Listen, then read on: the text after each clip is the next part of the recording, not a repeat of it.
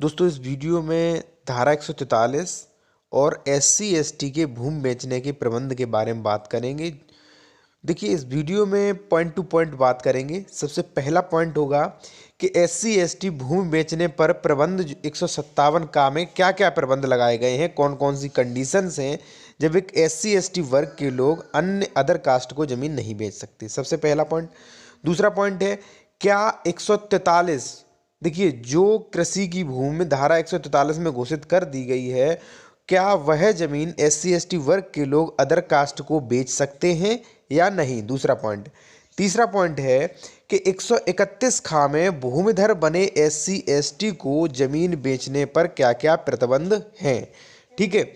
और सबसे last point और सबसे महत्वपूर्ण पॉइंट है ये कि अगर मान लीजिए नियमों का उल्लंघन करते हुए अगर किसी ने भी 420 करके या मान लीजिए अन्य किसी प्रकार से अगर जमीन फिर भी अन्य किसी वर्ग को बेच दी है, यदि किसी एससी एसटी वर्ग के लोग ने नियम का उल्लंघन करके अन्य किसी वर्ग को जमीन बेच दी है तो क्या होगा, क्या कार्रवाई होगी उस पर। चलिए वीडियो शुरू करते हैं। वीडियो शुरू करने से पहले प्लीज़ रिक्वेस्ट है कि वीडियो को लाइक करें और वीडियो की डिस्क्रिप्शन में मेरे दूसरे चैनल की लिंक है, हो सके तो आप उसे ज़रूर सब्सक्राइब करें। चलिए आते हैं अपने टॉपिक पर। देखिए सबसे पहले मैं आपको बता दूं कि जो उत्तर प्रदेश जमींदारी विनाश एवं भूमि व्यवस्था अधिनियम जो है, इसकी धारा 157 यह प्रावधान करती है कि अनुसूचित जाति के भूमि अंतरण पर प्रतिबंध लगाती है कि कोई भी अनुसूचित जाति का एससी एसटी वर्ग का जो व्यक्ति है वो किसी अन्य कास्ट में अपनी ज़मीन नहीं बेच सकता है। देखिए एससी एसटी वर्ग का कोई व्यक्ति है तो वो एससी एसटी के व्यक्ति के ज़मीन को बेच सकता है, ठीक है, लेकिन अदर किसी कास्ट जो ओबीसी जनरल कास्ट के लोग हैं, व्यक्ति हैं, इन्हें वो अपनी ज़मीन जो है वो नहीं बेच सकता है। सीधा यहाँ पर इस जो धारा 157 है यहाँ पर प्रावधान किया गया है कि अनुसूचित जाति का कोई भी भूमिधर अपनी जोत भूमि का विक्रय, ध्यान रहे जोत भूमि यानी कि कृषि भूमि का विक्रय जो है उसका दान, बंधक, पट्टा अनुसूचित जाति के अतिरिक्त किसी भी व्यक्ति को नहीं कर सकता है।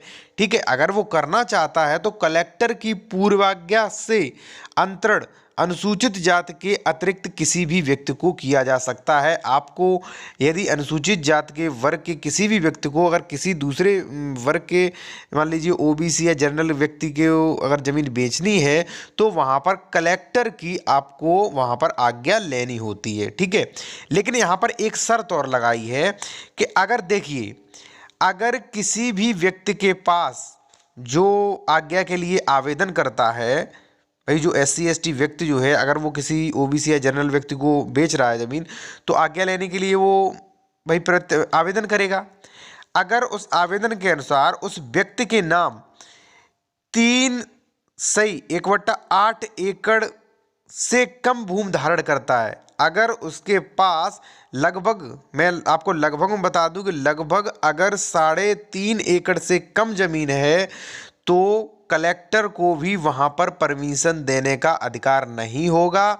और यदि मान लीजिए इस नियम का उल्लंघन किया गया तो आपका बैनामा, आपका जो भूमि अंतरण है वो शून्य हो गया। मैं आपको सबसे सरल शब्दों में बता दूं कि देखिए अगर आप एससी एसटी वर्ग के लोग हैं, ठीक है, और आपने अपनी ज़मीन बेचने के लिए आवेदन किया कि भाई परमिशन लेने के लिए आवेदन किया कि भाई मैं ज़मीन बेचना चाहता हूँ, ठीक है, देखिए आप उतनी ही ज़मीन बेच सकते हैं कि आपके पास लगभग 3.5 एकड़ से कम ज़मीन ना हो।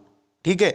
अगर मान लीजिए आपके पास लगभग मान लीजिए 6 एकड़ ज़मीन है या मान लीजिए 10 एकड़ ज़मीन है तो आप 3.5 एकड़ से जितनी भी ऊपर ज़मीन है वो आप बेच सकते हैं। कब बेच सकते हैं? आपको उसके लिए जो है वो कलेक्टर की परमिशन लेनी पड़ेगी। लेकिन यदि आपके पास 3.5 एकड़ से ज़मीन कम हो रही है तो वहाँ पर कलेक्टर भी आदेश दे फिर भी वो ज़मीन जो है नहीं बेची जा सकती, और बेच दी गई तो वो अंतरण जो है वो शून्य होगा। ठीक है। अब बात करते हैं अगले पॉइंट पर। क्या धारा 143 की ज़मीन जो है वो एससी एसटी वर्ग के लोग अदर कास्ट को बेच सकते हैं? तो जी हाँ बेच सकते हैं। वो कैसे बेच सकते हैं? देखिए यहाँ पर मैं आपको बता दूं कि जो ज़मीन धारा 143 में घोषित हो गई है वो अकृषि योग्य ज़मीन हो गई है, यानी कि वो कृषि की भूमि नहीं मानी गई है, वो कृषि भूमि से हटा दी गई है। ठीक है। तो वहाँ पर देखिए चाहे आपने घर बनवाने के लिए, चाहे आप प्लॉटिंग करें वहाँ पर, चाहे आप फ्लैट बनवाएं या मान लीजिए आप कोई भी वहाँ पर स्कूल बनवाएं, ठीक है। तो वो जो ज़मीन है जो धारा 143 में कन्वर्ट कर दी गई है, वो ज़मीन जो है वो अब जोत सीमा तो रही नहीं है, ठीक है, वो अब कृषि योग्य ज़मीन तो रही नहीं है, तो वहाँ पर ये नियम जो है वो फॉलो नहीं करता, ठीक है। अगर मान लीजिए 143 में किसी ने ज़मीन करवा ली है घोषित, फिर वो अब वहाँ पर प्लॉटिंग करना, तो भाई प्लॉट तो आप बिना परमिशन के ले सकते हैं, ठीक है। अब आपको समझ आ गया होगा। अब बात करते हैं नेक्स्ट क्वेश्चन पर 131 खा में। देखिए अगर देखा जाए तो 131 खा जो है वो बहुत ही महत्वपूर्ण है। देखिए कई बार आपने देखा होगा कि गाँव में लोगों के नाम पट्टे कर दिए जाते हैं, ठीक है। तो जब पट्टा कर दिया जाता है, जब आप शुरुआत में 1-2 साल 5-6 साल जब आप उसकी फ़र्द निकलवाएंगे तो उस पर लिखा होगा असंक्रमणीय भूमिधर, ठीक है। जब वो जोतदार बने रहते हैं लगातार 10 वर्षों से अधिक, जब वो जोतदार उस पर बने रहते हैं तो वो हो जाते हैं संक्रमणीय भूमिधर, ठीक है। अगर आप संक्रमणीय और असंक्रमणीय में अंतर नहीं जानते तो वीडियो के डिस्क्रिप्शन में लिंक दे दूंगा, आप देख सकते हैं, ठीक है। तो वहाँ पर 131 खा में ये प्रावधान किया है कि अगर कोई अनुसूचित जात का व्यक्ति जो है वो 131 खा में असंक्रमणीय भूमिधर जिसने 10 वर्ष या उससे अधिक समय तक असंक्रमणीय अधिकारों वाला भूमिधर रहा हो, ठीक है। पहले मान लीजिए 10 साल तक वो असंक्रमणीय भूमिधर रहा और उसके बाद देखिए 10 सालों के बाद क्या होता है, वो बन जाता है संक्रमणीय भूमिधर, ठीक है। तो संक्रमणीय भूमिधर वाला जैसे मान ली वो संक्रमणीय भूमिधर हो चुका है, ठीक है, तो उसे अनुसूचित जात के व्यक्ति के सिवाय अतिरिक्त अन्य किसी वर्ग के जो है जो ओबीसी जनरल के लोग होते हैं उन्हें विक्रय, दान, बंधक, पट्टा या भूमि बेचने करने का अधिकार नहीं होगा, ठीक है। देखिए कई बार क्या होता है कि भाई पहले वो असंक्रमणीय अधिकार होते हैं, फिर धीरे धीरे वो ज़मीन जो होती है उनके नाम संक्रमणीय हो जाती है, फिर वो कई बार बेच देते हैं, तो वो भी नहीं बेच पाएंगे, वहाँ भी प्रतिबंध जो है वो लगा दिया गया है। दूसरा मैं आपको एक चीज़ और बता दूं कि अगर आप नहीं जानते हैं कि धारा 143 में घोषित हुई ज़मीन क्या होती है तो आप वीडियो की डिस्क्रिप्शन में लिंक दी गई है, आप वो जो है वीडियो देख सकते हैं। दोस्तों अब बात करेंगे सबसे महत्वपूर्ण पॉइंट पर कि अगर मान लीजिए किसी ने नियम उल्लंघन करके या मान लीजिए किसी ने पैसे देकर या किसी भी प्रकार से अगर किसी SC ST व्यक्ति की ज़मीन जो है वो अपने नाम भी करा ली और उसका दाखिल खारिज भी हो गया तो बाद में पता लगा तो क्या होगा।